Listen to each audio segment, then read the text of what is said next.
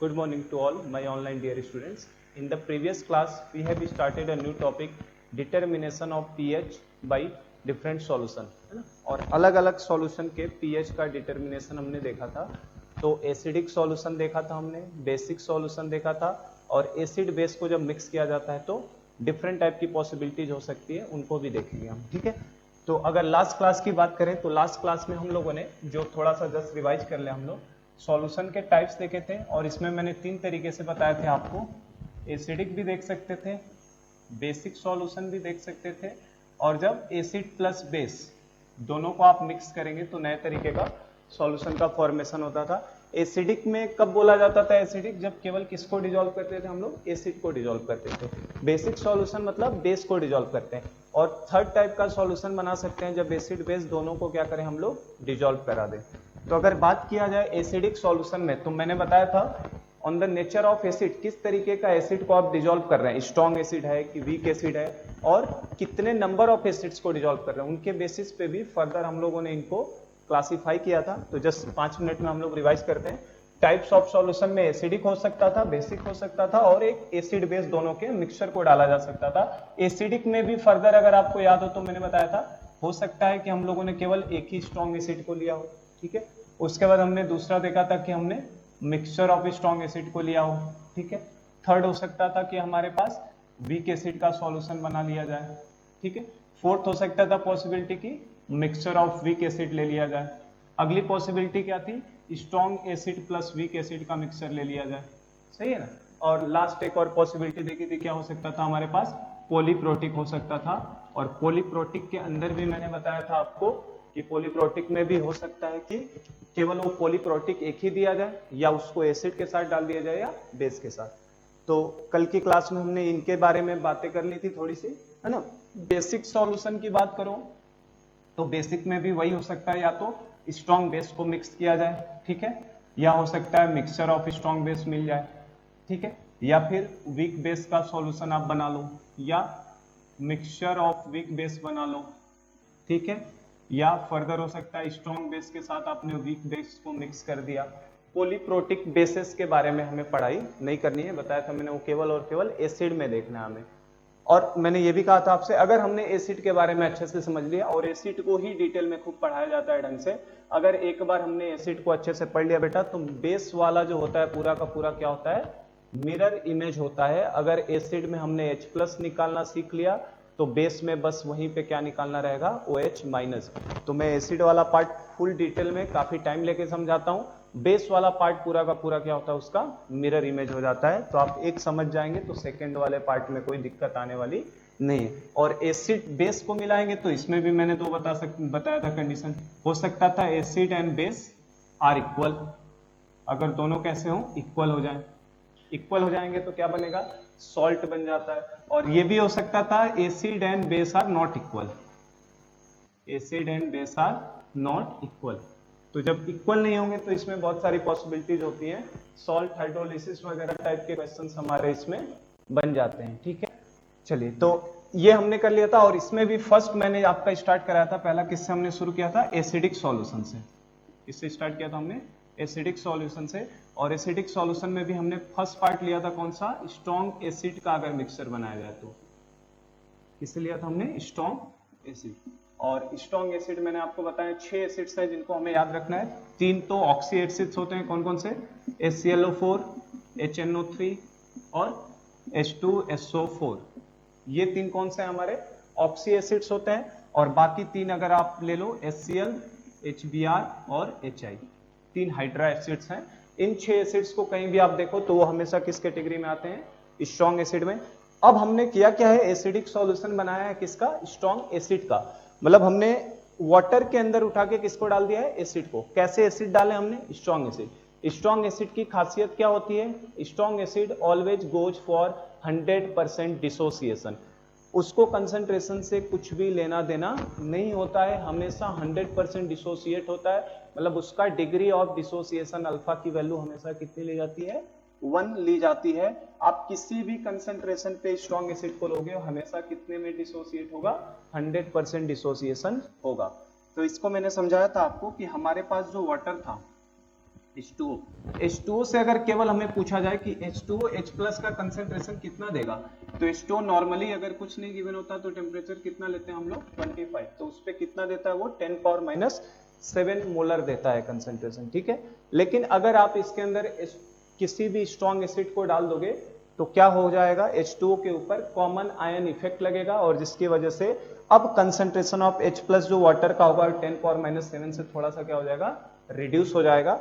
और मैंने एक आपको चार्ट बताया था कि जैसे HCl एक स्ट्रॉन्ग एसिड है और इस स्ट्रॉन्ग एसिड का अगर हमने 0.1 मोलर डाला है एक बार, अगली बार हमने 10⁻⁻² मतलब 0.−1 मोलर डाला हमने, 10⁻⁻3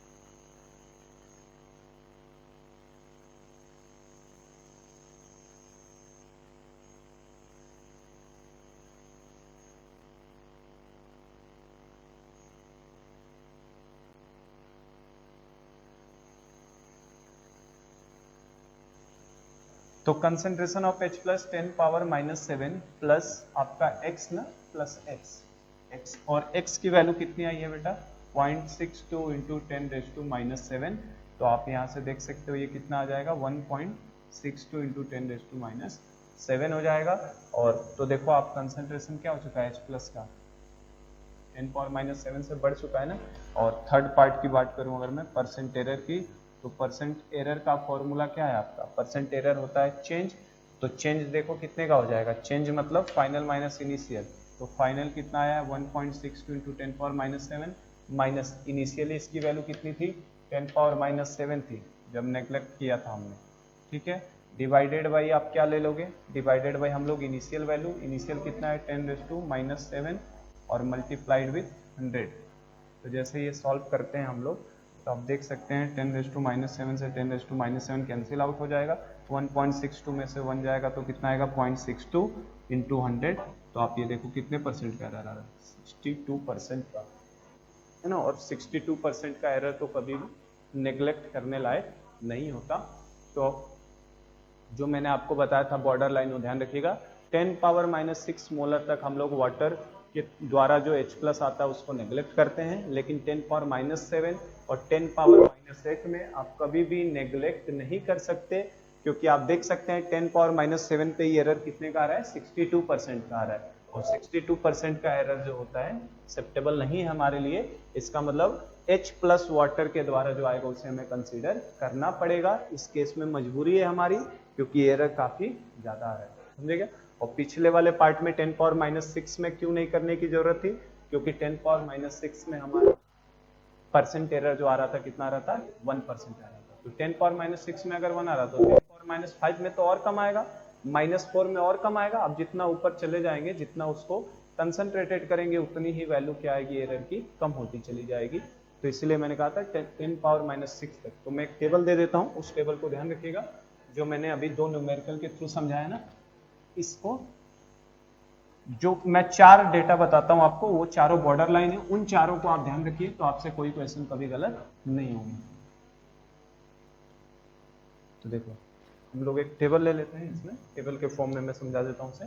आप कोई भी स्ट्रॉन्ग एसिड ले लीजिए, कंसंट्रेशन ऑफ किसका ले रहा हूं मैं, स्ट्रॉन्ग एसिड का। तो अगर मैं आपसे पूछूं, एक चार्ट बना देते हैं, वेरी इंपॉर्टेंट चार्ट, ध्यान रखिएगा इससे, है ना। इस चार्ट की हेल्प से आप पीएच के क्वेश्चन स्ट्रॉन्ग एसिड वाला कोई भी लगा सकते हैं। तो आपका स्ट्रॉन्ग एसिड है, इसमें ले लिया कंसंट्रेशन, यहाँ हमने ले लिया किसका, source of H plus. H plus के सोर्स कौन कौन से हैं, यहाँ पे हमने कंसंट्रेशन ऑफ H प्लस ले लिया, और लास्ट में हमने क्या ले लिया, पीएच ले लिया, ठीक है। जो चीज मैं एसिड में इतना डिटेल में समझा रहा हूँ, ये बेस में मैं वहां पे समझाने वाला नहीं हूँ, क्योंकि बेस मैंने बता दिया पूरा का पूरा क्या है, मिरर इमेज। जो चीजें हमने एसिड के लिए सीखी हैं बेस में सेम टू सेम यही चीजें हैं, बस वहां पे H प्लस की जगह पे क्या हो जाएगा, OH माइनस हो जाया करेगा। जैसे सोर्स ऑफ H प्लस लिखा है तो वहां पे क्या हो जाएगा, source of OH minus. Same to same यही कंडीशंस वहां भी लगती हैं, कोई भी चेंज होने वाला नहीं है। तो मैं 3-4 कंसंट्रेशन पे वैल्यूज को बोलता हूँ, याद रखिएगा। 10⁻⁻6 मोलर हो, 10⁻⁻7 मोलर हो, 10⁻⁻8 मोलर हो, और 10⁻⁻9 मोलर हो। तो अभी मैंने बताया 10⁻6 तक तो सोर्स ऑफ H प्लस केवल और केवल क्या होगा, एसिड होगा। केवल और केवल सोर्स ऑफ H प्लस क्या होगा, एसिड। वाटर को नेग्लेक्ट करना है अप टू 10⁻⁻6 तक। लेकिन -7 और -8 में मैंने बताया था आपको एसिड प्लस वाटर दोनों को लेना है, एसिड प्लस वाटर दोनों से कंसीडर करना है। और वेरी डाइल्यूट सॉल्यूशन कर दोगे, वेरी डाइल्यूट मतलब अब कंसंट्रेशन ऑफ स्ट्रॉन्ग एसिड बहुत कम है, तो अब उस केस में क्या होगा, केवल और केवल वाटर को कंसीडर करने लगते हैं हम लोग, एसिड का भी कोई कंसंट्रेशन की वैल्यू की नहीं रह जाती है ना। किसके कंसंट्रेशन को कंसीडर करेंगे, केवल वाटर से। तो आपको एक आध कभी क्वेश्चन में लिखा हुआ मिल सकता है, बस मैं बता देता हूँ just for information. Limit V tendings to infinity, limit V tendings to infinity, और कोई स्ट्रॉन्ग एसिड है तो उसका कंसंट्रेशन हमेशा वैल्यू कितना लोगे, 7 लोगे, ध्यान रखना है ना। अगर वॉल्यूम इन्फिनिटी को टेंड्स करने लगा और कोई स्ट्रॉन्ग एसिड का अगर हमसे पीएच वैल्यू पूछ रहा है, पीएच ऑफ स्ट्रॉन्ग एसिड, तो उस पीएच ऑफ स्ट्रॉन्ग एसिड हमेशा किसके बराबर आएगा, 7 के बराबर। क्योंकि आपने अगर वॉल्यूम को इन्फिनिटी की तरफ टेंड्स कर दिया, मतलब आपने काफी डाइल्यूट सॉल्यूशन बनाया, और वेरी डाइल्यूट के केस में केवल वाटर को कंसीडर करना होता है, एसिड को भी नेग्लेक्ट कर देना होता है। तो जो मैं बता रहा था आपको, तो एसिड आएगा, तो H प्लस का कंसेंट्रेशन कितना आएगा, केवल एसिड से लेना है तो जो एसिड का H प्लस का कंसेंट्रेशन है वही रहेगा कितना, 10 पावर माइनस 6 रहेगा, वाटर का लेना नहीं है। और 10 पावर माइनस 7 में अभी मैंने आपको सिखाया ही पिछले प्रॉब्लम में, तो 10 पावर माइनस 7 में एसिड को भी लेना था, वाटर को भी, तो ये निकल के कितना आया था, देखो x इसका आया था इतना, तो जब एसिड के साथ इसको जोड़ दोगे तो कितना हो रहा था, 1.62 इंटू 10⁻⁻⁷ हो रहा था। ठीक है, तो इस केस में तो 10 पावर माइनस 6 ही रहेगा, इस केस में आपका कंसेंट्रेशन 1.62 इंटू 10 पावर माइनस 7 हो जाएगा। 10 पावर माइनस 8 में कैलकुलेशन वाइज आप जा सकते हैं इसी तरीके से, मैं डेटा जस्ट बताता हूँ आपको, 1.05 इंटू 10⁻⁷ इसमें आ जाएगा। देखो धीरे धीरे कम हो रहा है ना, पहले 1.62 था, अब कितना हो गया, 1.05 हो गया, और लास्ट में 10 पावर माइनस 9 में जब आप जाओगे तो उस समय आप एसिड को ही नेग्लेक्ट करने लगोगे, तो कितना हो जाएगा, 10⁻⁷। तो यहाँ से pH वैल्यू की बात करो तो 10 पावर माइनस 6 अगर H प्लस का कंसेंट्रेशन है तो pH क्या होता है, minus logarithmic of H plus, तो कितना हो जाएगा, 6 हो जाएगा। इसमें बात करोगे तो इसमें क्या आ जाएगा, minus log of this value, इस वैल्यू पे माइनस लॉग लगाना है, तो 10 पावर मैंने बताया था 10 के पावर जो निगेटिव पावर होता है उसको आगे ले लो, तो हो जाएगा 7 minus log of 1.62, log of 1.62। अब ये वैल्यू भी मैं आपसे कहूंगा याद रखिएगा, 6.79 आएगा, ये वैल्यू कितनी आती है, 6.79। और इसमें अगर करोगे तो इसमें क्या करोगे, 7 माइनस लॉग ऑफ 1.05, है ना। ये बेटा कैसे लिख रहा हूं पता है कि नहीं, pH का फॉर्मूला क्या होता है, minus logarithmic of H plus ना, और H प्लस की जगह 10 पावर माइनस 6 डालोगे तो माइनस माइनस प्लस होकर 6 हो जाएगा, है ना, क्योंकि बहुत लोगों को यही नहीं पता होता सर pH का फॉर्मूला क्या है, तो वही मैं बता रहा हूँ, उसी फॉर्मूले से देखना होता है। और मैंने तो खूब सिंपल कर दिया है चीजों को, है ना, मुश्किल नहीं है, आपको बताया मैंने, जो 10 के निगेटिव पावर में दिखता है उस नंबर को आगे ले लेते हैं, और माइनस जो आगे मल्टीप्लीकेशन दिखता है उसका लॉग ले लेते हैं, बस खत्म। ठीक है, इसी तरीके से 7 और 10 पावर माइनस 7 का pH वैल्यू कितना आ जाएगा आपका, 7 आ जाएगा। तो ये टेबल आपको ध्यान रखना है ना, ये 4 लिमिटिंग वैल्यू है, इनको आप ध्यान रखिएगा, तो आपके लिए काफी क्वेश्चंस इजी हो जाएंगे। जो चीज मैं क्लास में बता रहा हूँ उतना आप ध्यान रखिए, याद रखिए चीजें, तो काफी सिंपल हो जाती है। ठीक है, तो समझे कि 10 पावर माइनस 6 पे तो 6 आएगा, 10 पावर माइनस 6 के ऊपर कुछ चले जाते हैं अगर 10 power minus 4, 10 power minus 3, 10 power minus 2, तो केवल एसिड का कंसीडर होता, वाटर का कंसीडर नहीं होता, तो जितना रहता वो वैल्यू होती चली जाती। 10 पावर माइनस 7 माइनस 8, ये दोनों मैं आपको कह रहा हूँ याद रखेगा, ये डेटा मैंने नहीं बताया क्या, 7 माइनस लॉग 1.05, ये वैल्यू एग्जैक्ट, ये 7 9 है ना, ये कितना होता है 9 से, 7 9, और ये जस्ट क्या होता है 9 से। ठीक है, तो देखो pH वैल्यू बढ़ती जा रही है ना, फिर 7 हो गया। इसके बाद अगर आएगा 10 पावर माइनस 10 ले लिया स्ट्रॉन्ग एसिड का कंसेंट्रेशन, तो 7 ही रहने वाला है, 10 पावर माइनस 11 पे 7 ही रहने वाला है, क्योंकि इसके बाद केवल और केवल किसका रोल दिखेगा, वाटर का। तो ये लिमिटिंग वैल्यूज के डेटा है, इनको थोड़ा ध्यान रखिएगा। स्ट्रॉन्ग एसिड में मैं काफी टाइम देके आपको समझा रहा हूँ जो चीजें, स्ट्रॉन्ग बेस में जस्ट मैं आपको फिर से यही टेबल बना दूंगा सेम टू सेम, वहां पे बस केवल क्या हो जाएगा यहाँ पे strong base, for example NaOH, sodium hydroxide, तो अगर NaOH हो जाएगा तो सेम वही रहेगा, सोर्स ऑफ वहां पे H प्लस ना होकर सोर्स ऑफ OH माइनस हो जाएगा, और सोर्स क्या होंगे, बेस होगा, बेस प्लस वाटर होगा, बेस प्लस वाटर होगा, और लास्ट में केवल वाटर होगा। H प्लस की जगह पे OH माइनस आ जाएगा, वैल्यूज सारी यही रहते हैं, इन वैल्यूज में कोई भी चेंज नहीं है, बस फर्क ये है कि बेस के केस में ये H प्लस ना होके किसकी वैल्यू हो जाएगी, OH माइनस की, और pH ना होके यहाँ पे क्या हो जाएगा, POH हो जाएगा। तो बेस में सेम टू सेम यही चलेगा, वहां पे मैं फिर से प्रूफ नहीं करूंगा कि 1% का एरर आ रहा है और 62% का आ रहा है, सेम टू सेम यही सिमेट्री वहां भी चलती है, बस यहाँ वहां पे फर्क ये है कि H प्लस को किससे रिप्लेस कर दिया गया हुआ, OH माइनस से। ठीक है ना, तो देखो इस टेबल को यूज करते हुए एक क्वेश्चन मैं आपको करवाता हूं कि कैसे न्यूमेरिकल आ सकता है, और प्रॉब्लम प्रैक्टिस कर लेते हैं एक दो और जो कि जेई का ही प्रॉब्लम है उसे करवा देता हूं आपको।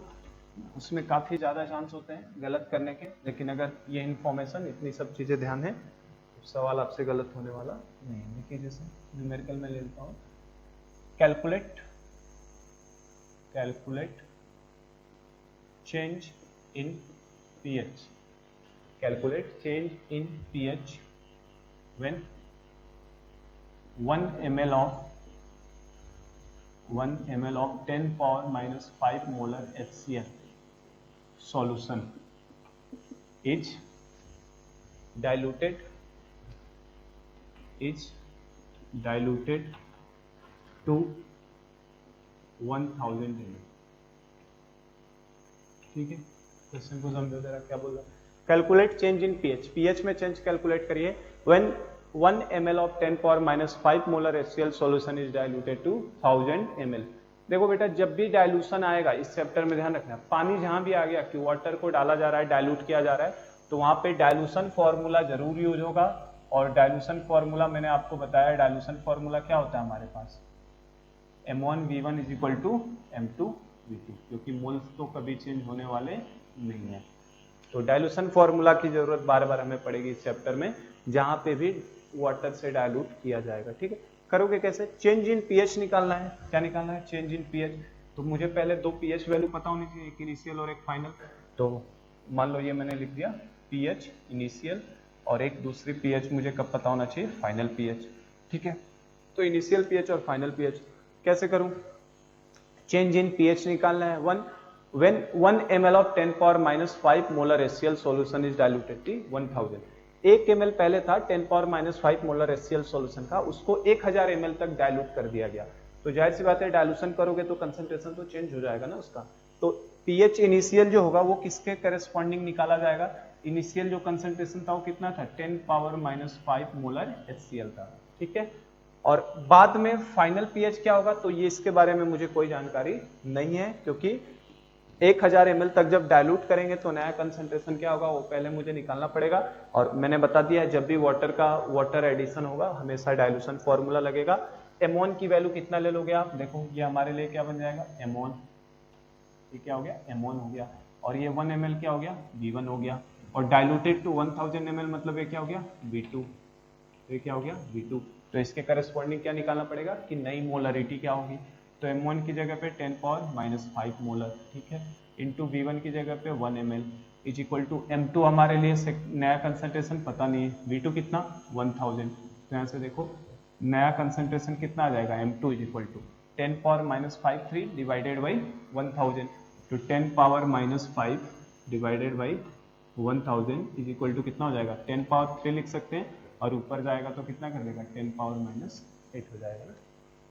तो नई मोलरिटी कितनी हो जाएगी, 10 पावर, जो नया फाइनल पीएच निकालना है उस समय उसका कंसंट्रेशन कितना हो चुका होगा, 10 पावर माइनस 8 मोलर HCl हो चुका होगा। तो यहाँ से आप देख सकते हैं, क्या आप 10 पावर माइनस 5 मोलर HCl से क्या मैं कंसंट्रेशन ऑफ H प्लस बता सकता हूँ कितना होगा, बताओ। 10 पावर माइनस 5 मोलर HCl में कंसंट्रेशन ऑफ H प्लस कितना होगा, तो मैंने बताया आपको 10 पावर माइनस 6 मोलर तक आपको क्या करना है, नेग्लेक्ट कर सकते हैं वाटर को। तो 10 पावर माइनस 5 मोलर HCl में H प्लस का कंसंट्रेशन कितना, क्योंकि स्ट्रॉन्ग एसिड है तो ये पूरा का पूरा जो भी कंसंट्रेशन स्ट्रॉन्ग एसिड का होता है 100% डिसोसिएट होगा। तो H प्लस का भी कंसंट्रेशन कितना आएगा, 10 पावर माइनस 5 मोलर। तो अगर ये 10 पावर माइनस 5 आएगा तो बेटा पीएच इनिशियल कितना आ जाएगा बताओ, H प्लस 10 पावर माइनस 5 और 10 के जो निगेटिव पावर होता है वही पीएच होता है ना, पीएच वैल्यू कितनी हो जाएगी, 5 हो जाएगी। ठीक है, और 10 पावर माइनस 8 मोलर, जनरल तरीका क्या होता है, नॉर्मली आदमी ऐसे करेगा, सॉल्व कैसे करते हैं हम लोग कि कंसंट्रेशन ऑफ H प्लस बोलेंगे, ये स्ट्रॉन्ग इलेक्ट्रोलाइट है तो जो भी इसका H है वो पूरा का पूरा होगा। तो आप क्या करेंगे इसको, और देखना आप बुक्स में आंसर नॉर्मली एक जरूर ऑप्शन में दिया होता है, और नॉर्मली ये मिस्टेक होता भी है। 10 पावर माइनस 8 मोलर HCl देखते हैं, हम बोलेंगे HCl स्ट्रॉन्ग एसिड है तो जो H प्लस है वो कितना आएगा, 10 पावर माइनस 8। तो यहाँ से पीएच जो फाइनल आएगा वो कितना हो जाएगा आपका 8, और हमसे चूंकि डिफरेंस पूछा है कि दोनों पीएच का डिफरेंस बताइए, तो डिफरेंस कितने का हो जाएगा, 3, जो कि गलत है।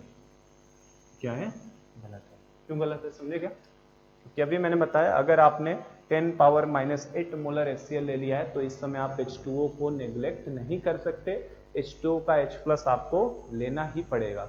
ठीक है ना, तो अगर मैंने डेटा बनाया है, टेबल बनाया है, उसको ध्यान रखोगे, नहीं तो आपको सॉल्व कैसे करना पड़ेगा, ये 10 पावर माइनस 8 मोलर HCl में H2O को कंसीडर करके x मानोगे। अभी देखे थे कितना भारी भरकम क्वाड्रेटिक इक्वेशन बना के सॉल्व करना पड़ा था, तो आप या तो उतने लंबे मेथड से रहे, या जो मैं इन्फॉर्मेशन दे रहा हूँ उसको टेबुलर फॉर्म में जो बताया था उसको ध्यान रखो। तो अभी मैंने बताया 10 पावर माइनस 8 मोलर HCl के केस में H प्लस का जो कंसंट्रेशन होता है वो कितना होता है आपका 1.05 इंटू 10 रेज़ टू माइनस 7, और इवन मैंने पीएच बता दिया था, आप H प्लस ध्यान ही मत रखो, पीएच सीधा ध्यान रखो। पीएच वैल्यू कितनी आ रही थी आपकी 6.97, कितना कितना पीएच आ रहा था 6.97, ना कि पीएच 8 होगा, ध्यान रखना ना, पीएच 8 नहीं हो सकता। वैसे भी पीएच 8 होने का मतलब तो हो गया बेसिक सॉल्यूशन ना, तो इस चीज का ध्यान रखिएगा, है ना। तो पीएच 8 तो हो ही नहीं सकता, तो इसका मतलब पीएच वैल्यू 10⁻⁸ मोलर पे जब आप एक्स वगैरह निकाल के सॉल्व करोगे ना, कैसे करोगे इसमें बताया था ना मैंने। अभी क्या हो जाएगा, कॉमन आयन इफेक्ट के हिसाब से x प्लस 10 पावर कितना -8, और इस x को कैलकुलेट करना पड़ेगा क्वाड्रेटिक से, तो कैलकुलेट करने के बाद वैल्यू आपकी 1.05 इंटू 10⁻⁻7 आएगी। तो pH वैल्यू कितनी हो गया 6.97। अब हम लोग आंसर जरूर दे सकते हैं, हमसे पूछा है चेंज इन pH, तो डेल्टा pH की वैल्यू कितनी हो जाएगी बेटा, इनिशियली pH कितना था 5 था, और बाद का pH फाइनल कितना हुआ है 6.97, तो दोनों का आप डिफरेंस देख सकते हैं कितने का है 1.97, तो एग्जैक्ट आंसर ये होगा 1.97 will be the correct answer. समझे ना, कॉमनली मिस्टेक होता है कि आप pH 3 ले लेते हैं क्योंकि आप सीधे इसको कंसीडर कर लेते हैं, लेकिन जब इतना आप डाइल्यूट लेकर आएंगे HCl को ना, तो उस केस में H2O को आप नेग्लेक्ट नहीं कर सकते, उसके द्वारा जो भी H+ आएगा उसको आपको कंसीडर करना है। तो इस वजह से आपका आंसर समझिए कितना हो जाएगा 1.97 हो जाएगा। ठीक है, चलो, तो ये क्वेश्चन काफी अच्छा था, है ना, ये जेई का ही प्रॉब्लम है, प्रीवियस ईयर में पूछा हुआ है, आप देख सकते हैं। चलो, तो हम लोग एक और प्रॉब्लम करते हैं इसके ऊपर, उसके बाद मैं आपका स्टार्ट कर दूंगा मिक्सचर ऑफ स्ट्रॉन्ग एसिड्स, है ना। स्ट्रॉन्ग एसिड का हमने पढ़ लिया, बस मुझे ध्यान क्या रखना है बेटा, स्ट्रॉन्ग एसिड के केस में अप टू 10⁻⁻6 तक मुझे H+ वाटर का लेने की जरूरत नहीं है, जो भी एसिड का गिवन होगा वही H+ का कंसंट्रेशन हो जाएगा, और आपने H+ निकाल लिया तो पीएच तो निकाल ही सकते हो। मुझे बस तीन चीजें ध्यान रखनी है, क्या 10⁻⁻1, 10⁻2, 10⁻3, 10⁻4, 10⁻5 एंड 10⁻6 मोलर स्ट्रॉन्ग एसिड का है, तो जो भी उसका दिया है वही H+ का कंसंट्रेशन है, ठीक है, क्योंकि एसिड से आएगा। लेकिन 10⁻⁷ और 10⁻8 के केस में मुझे वाटर को भी कंसीडर करना है।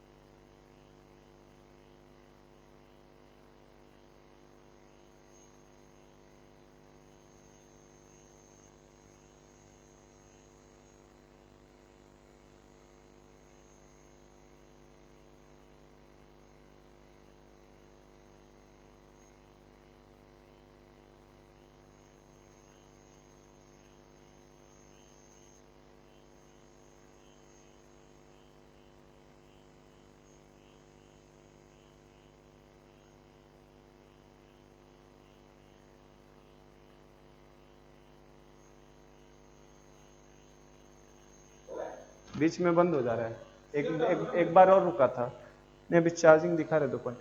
तो कंसंट्रेशन ऑफ H प्लस और